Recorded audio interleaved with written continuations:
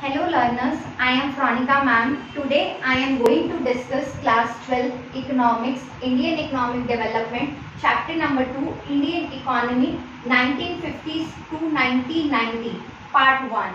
Class अगर आपने मेरी पहली वीडियोस देखी होंगी तो उसमें मेरा चैप्टर नंबर 1 फिनिश हो गया है, जिसकी मैंने 3 सीरीज बनाई है, पार्ट 1, पार्ट 2, पार्ट 3.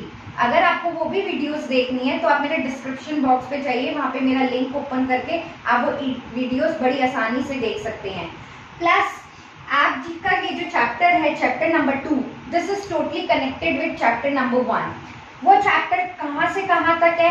वो चैप्टर है Indian economy at the eve of independence, जब हम ब्रिटिशर्स की कॉलोनी थे और at the time of independence. और आपको पता होगा हमारा देश इंडिपेंडेंट कब हुआ है? 1947 में हुआ है. अब ये उसके बाद जो स्टोरी है वो चल रही है ना. अब आपके देश की स्टोरी कहाँ से चलेगी? 1950 से टिल 1990 तक. यहाँ पर आपकी कंट्री में इंपोर्ट सब्स्टिट्यूशन स्ट्रैटेजी थी. वो मैं आपको इसी चैप्टर में बताऊंगी कि what is import substitution strategy. उसके बाद after 1990 at that time the finance minister of your country is mister Manmohan Singh. तो उनकी वजह से आपकी कंट्री में ग्लोबलाइजेशन आया था. तो वो हम इसके नेक्स्ट चैप्टर में पढ़ेंगे. Are you getting my point? ये चैप्टर टिल आपका 1950 से 1990 तक के टाइम पीरियड तक का है और उसमें आपकी कंट्री ने फॉलो करी थी inward looking strategy, that is import substitution strategy. अब वो क्या होता है वो आप इसी चैप्टर में पढ़ेंगे. लेकिन ये चैप्टर स्टार्ट कहाँ से होता है? सबसे पहले आपको पता होना चाहिए इकोनॉमी क्या होता है. इकोनॉमी का मतलब होता है an economy is a system by which people get their living. एक ऐसी इकोनॉमी जहां पर लोगों को अपने जीने के लिए सामान मिल जाए, वो एक इकोनॉमी कहलाता है. अब इकोनॉमिक सिस्टम क्या होता है? It is an arrangement for the production, कि आपकी देश में उसका क्या अरेंजमेंट है कि कितनी चीजें प्रोड्यूस हो रही हैं और वो डिस्ट्रीब्यूट भी हो रही हैं, चाहे वो गुड्स हो या सर्विसेज हो. पूरे समाज में आपकी कंट्री का क्या अरेंजमेंट है कि जिसमें प्रोडक्शन जितना हो रहा है वो होए और वो बाद में जो प्रोड्यूस हो रहा है, चाहे वो गुड्स हो या सर्विसेज हो, वो कैसे एक कंट्री में डिस्ट्रीब्यूट होती हैं, उसे हम इकोनॉमिक सिस्टम कहते हैं. इकोनॉमी की एक इंसान कैसे अपनी रोजमर्रा की जिंदगी को चलाता है. Economics is a totally different. Economics is your book. Economics का मतलब होता है एक नॉर्मल कॉमन मैन का जो बिहेवियर होता है कि वो कितना कमाता है और वो कितना खर्च करता है. ये इकोनॉमिक्स की डेफिनेशन है. इकोनॉमी अलग है, इकोनॉमिक सिस्टम अलग है. अब 3 तरह की कैटेगरीज होती हैं. First is capitalist, second is socialist and third is mixed economy. Capitalist economy को हम फ्री मार्केट इकोनॉमी भी बोलते हैं और सोशलिस्ट इकोनॉमी का एक और नाम होता है centrally planned economy and the command economy and the government economy. Next last is mixed economy. अब हम इसे डिटेल में पढ़ेंगे कि कैपिटलिस्ट इकोनॉमी क्या होता है. कैपिटलिस्ट इकोनॉमी क्या होता है? वहां पर factors of production, 4 factors of production are there: land, labour, capital and entrepreneur. ये जो सारा होता है उसे ओन और कंट्रोल कौन करता है? प्राइवेट इंडिविजुअल करते हैं. There is no role of government. यहाँ गवर्नमेंट का कोई रोल नहीं होता, बहुत लिमिटेड रोल होता है अगर गवर्नमेंट होता है तो. और यहाँ पर जो भी असर होता है मार्केट में, प्रोडक्शन जो होता है वो डिमांड और सप्लाई के अकॉर्डिंग होता है. यहाँ कंज्यूमर को बहुत ज्यादा प्रायोरिटी दी जाती है. मतलब अगर कंज्यूमर कहता है कि मुझे मार्केट में इस चीज की जरूरत है तो प्रोड्यूसर को वो चीज बनानी पड़ती है, क्योंकि यहाँ पर जो मेन मोटिव है जो जिसको लिया जाता है, कंज्यूमर की वांट्स को फुलफिल किया जाता है और वो फुलफिल कौन करता है? प्रोड्यूसर करता है. कैपिटलिस्ट इकोनॉमी में एक प्राइवेट ओनर या प्राइवेट बिजनेसमैन करता है और उसका मेन मोटिव क्या होता है? प्रॉफिट अर्न करना, not social welfare. Only motive of the private individual is profit maximisation and there is very limited role of the government, जिसे हम बोलते हैं capitalist economy. And the very important point is here is income distribution is unequal. यहाँ पर richer become richer and poorer become poorer. Inequality का gap बहुत बड़ा होता है। अमीर अमीर होते जा रहे हैं और गरीब गरीब होते जा रहे हैं। इसके ग्राफ में आपको किसमें सबसे ज्यादा शो होगा?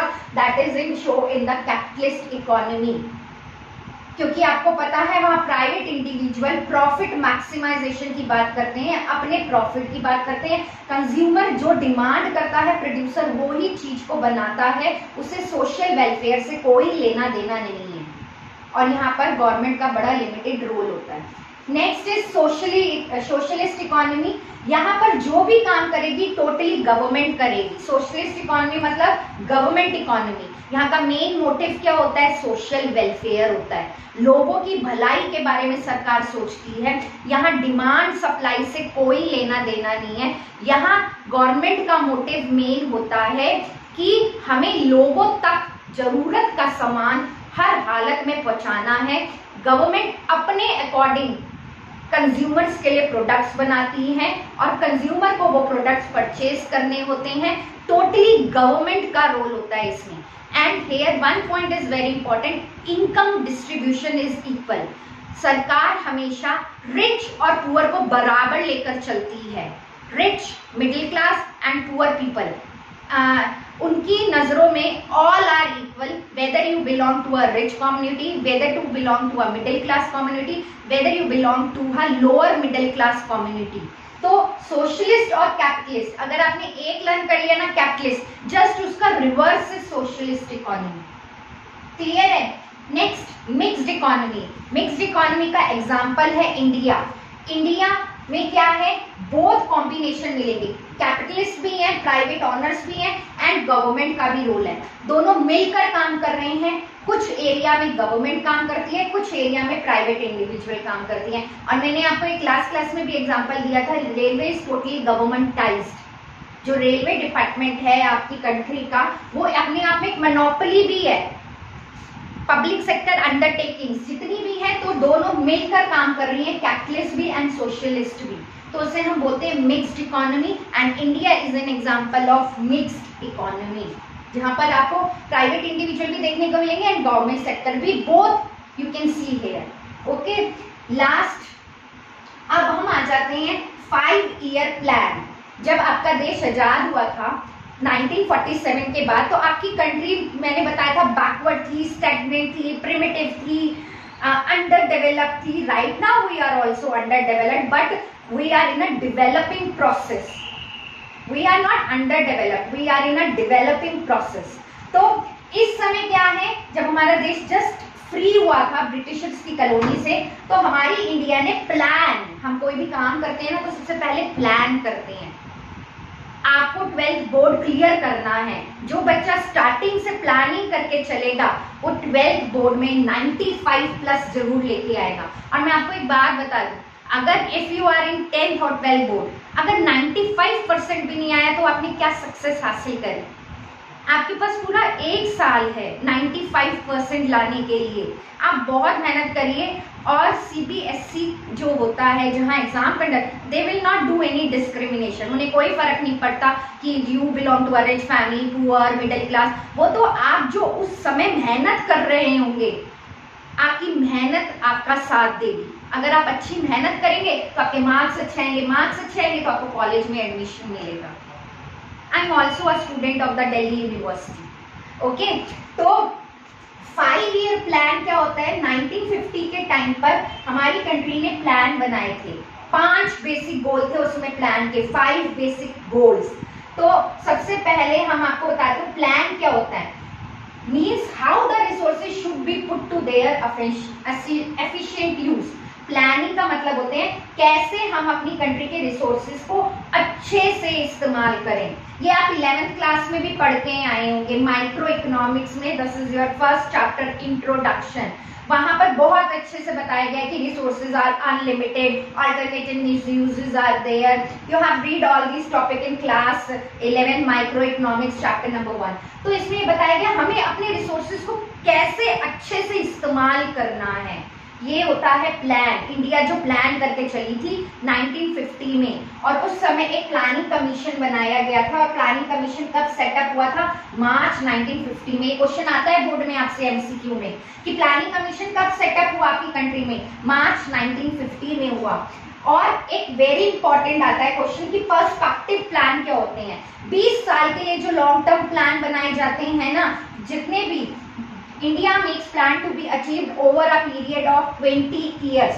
अभी आपने सुना होगा हमारे देश का एक गोल है inclusive growth, inclusive growth, economic growth plus equality in the country. ये हमारे इंक्लूसिव ग्रोथ का हम डाटा सुनते आ रहे हैं, इंक्लूसिव ग्रोथ, इंक्लूसिव ग्रोथ। तो आगे आएगा तो मैं आपको चैप्टर में बताऊंगी कि व्हाट इज इंक्लूसिव ग्रोथ, क्या होता है। तो जो भी लॉन्ग टर्म के लिए प्लान बनते हैं उन्हें हम बोलते हैं पर्सपेक्टिव प्लान। आई बात समझ में? अब प्लानिंग कमीशन, ये मैंने आपको बता दिया कब फॉर्म हुई, मार्च 1950 में। मार्च भी याद रखिएगा आप लोग, कभी एग्जामिनर आपको बोर्ड में इसमें भी घुमा सकता है, वो लिख दे फरवरी 1950, जनवरी 1950। तो data should be very much clear in your mind.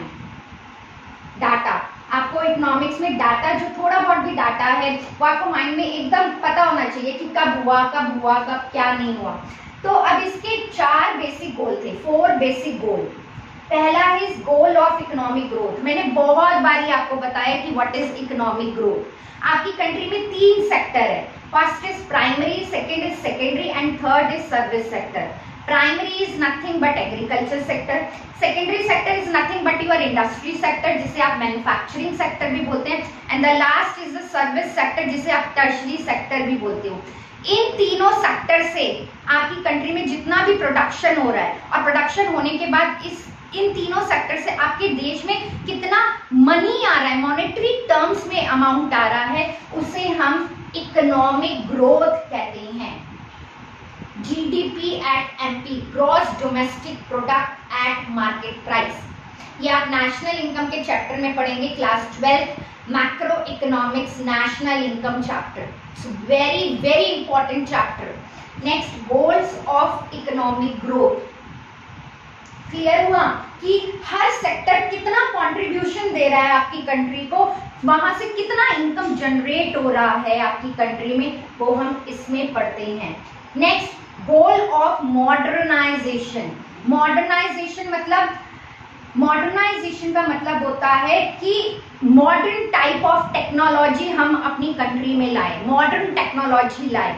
और मॉडर्न टेक्नोलॉजी का मतलब ये नहीं कि हम बाहर से इंपोर्ट करके लाए, नहीं, हम अपनी क्रिएटिविटी दिखाएं, अपनी चीजों का इस्तेमाल करें और कुछ ऐसी टेक्नोलॉजी बनाएं जिससे आपके देश में मॉडर्नाइजेशन आए। और मॉडर्नाइजेशन का मतलब ये भी होता है upgradation of technology plus change in the social outlook. अब सोशल आउटलुक मतलब क्या होता है मैं आपको एकदम बता देती हूँ। जैसे बॉयज और गर्ल्स में डिस्क्रिमिनेशन करते हैं ना कि गर्ल्स जॉब नहीं कर सकती, वो पिछड़ा जमाना जो हम सोचते थे, ऑर्थोडॉक्स बिलीव कि गर्ल्स को फ्रीडम नहीं होनी चाहिए, तो गर्ल्स भी आज के टाइम में जॉब करती हैं। तो उसी मैटर को इसमें बताया गया है कि change in the social outlook of the country, modernization, not only the upgradation of the technology कि आपकी कंट्री मॉडर्न बने, उसमें टेक्नोलॉजी। पहले आपके देश में मैंने बताया था पर्शियन व्हील का इस्तेमाल होता था किसी टाइम में फॉर इन एग्रीकल्चर, लेकिन उसके बाद हमने बेटर इरिगेशन फैसिलिटीज आ गई, ट्रैक्टर्स आ गए, पेस्टिसाइड्स, इंसेक्टिसाइड्स, HYV का हम इस्तेमाल करने लगे। तो मॉडर्न बनना चाहिए अपग्रेडेशन ऑफ टेक्नोलॉजी में, प्लस इसके साथ साथ आपकी कंट्री में change in the social outlook भी होना बहुत जरूरी है। सोशल आउटलुक मतलब सोसाइटी की नजरों में चेंज आना। Next is goal of self reliance. मैंने आपको बताया ना टिल 1990 तक आपका यही टारगेट था कि आप सेल्फ रिलायंस बनो, अपनी चीजें खुद बनाओ, बाहर से इंपोर्ट मत करो, क्योंकि आपकी कंट्री वैसे ही बैकवर्ड थी, स्टेगनेंट थी। जब हमारा देश आजाद हुआ ब्रिटिशर से, तो हम पहले खुद तो डेवलप हो जाए, जब भी तो हम बाहर की कंट्री से कंपटीशन करेंगे। पहले हम खुद तो कुछ करके दिखाएं अपने देश में, खुद तो कुछ डेवलप हो। और आज हम पैंडेमिक की सिचुएशन में बैठे हैं, आज वो ही सिचुएशन हम दोबारा फेस कर रहे हैं, गोल ऑफ सेल्फ रिलायंस। इसका मतलब आज आपने खुद देखा होगा कि खुद हम सेल्फ रिलायंस हैं, सेल्फ अपना कुछ बना रहे हैं। हमने जितनी कोविड-19 पैंडेमिक की जो वैक्सीन है वो इंडिया ने खुद बनाई है। That is the example of self reliance. खुद अपने आप को इतना डेवलप कर लो, अभी इंपोर्ट मत करो, अभी अपने आप को डेवलप करो, अपनी क्रिएटिविटी बनाओ, अपनी चीजों को बनाओ और अपनी चीजों को ही मार्केट में सप्लाई करो और उससे इनकम जनरेट करो। क्लियर है? अभी आपकी कंट्री में ग्लोबलाइजेशन नहीं आया है, ग्लोबलाइजेशन आपकी कंट्री में आफ्टर 1990 आया है। उसका भी मैं कारण बताऊंगी क्यों ऐसा हुआ कि आपकी कंट्री को ग्लोबलाइज्ड करना पड़ा। ऐसी क्या हालत हो गई थी आपके देश की कि हमें इंपोर्ट सब्स्टिट्यूशन स्ट्रैटेजी से हटकर एक्सपोर्ट सब्स्टिट्यूशन स्ट्रैटेजी को अपनाना पड़ा था। क्या हमारे देश के साथ ऐसा हुआ था? ये आप किसमें पढ़ेंगे? चैप्टर नंबर 3 में पढ़ेंगे, जो चैप्टर आफ्टर 1991 स्टार्ट होगा। और ये किसके कारण हुआ था? आपके देश के एट द टाइम उस समय फाइनेंस मिनिस्टर थे मिस्टर मनमोहन सिंह, उस समय हुआ था ये। क्लियर हुआ? Last is goal of equity. Equity मतलब इक्विटी सबको पता है, नो इनइक्वालिटी होनी चाहिए, समानता होनी चाहिए, इक्वालिटी होनी चाहिए। इक्विटी का मतलब होता है इक्वालिटी, समानता। आप किसी भी फील्ड में हो, रिच हो, पुअर हो, इवन रीजनल वेरिएशंस भी नहीं होने चाहिए, हमेशा इक्वालिटी की बात हो। तो ये हमारे देश के 4 मेजर गोल थे, बेसिक गोल, जो हमारी कंट्री में अप्लाई करे गए थे आफ्टर इंडिपेंडेंस। प्लानिंग कमीशन कब लागू हुआ है आपके देश में? 1950 में हुआ है। और ये गोल्स हैं, अभी भी हमारे ये बेसिक गोल है, अभी भी हमारी कंट्री के यही बेसिक गोल है। इकोनॉमिक ग्रोथ होनी चाहिए, अच्छी होनी चाहिए मॉनेटरी टर्म्स में। नेक्स्ट मॉडर्न होना चाहिए, अपग्रेडेशन ऑफ टेक्नोलॉजी होनी चाहिए, आउटडेटेड टेक्नोलॉजी का इस्तेमाल नहीं होना चाहिए, प्लस सोशल आउटलुक में भी चेंजेस होने चाहिए, सेल्फ रिलायंस होना चाहिए and equity, no inequality in your country. Clear हुआ? तो आज के वीडियो लेक्चर में this is just introduction of your chapter 2 class 12, this is just introduction. अब इनमें से क्या क्वेश्चन आता है? 1 मार्क का क्वेश्चन आपको एमसीक्यू में इसी से देखने को मिलेंगे इस चैप्टर में। अगर आपको मेरा वीडियो अच्छा लगे तो please like, share and subscribe जरूर करिए। और अगर आपका कोई भी डाउट हो तो प्लीज कमेंट बॉक्स में जरूर लिखिए, जिससे मैं आपके उन क्वेरीज का जवाब दे पाऊँ। Thank you. Stay home, stay safe.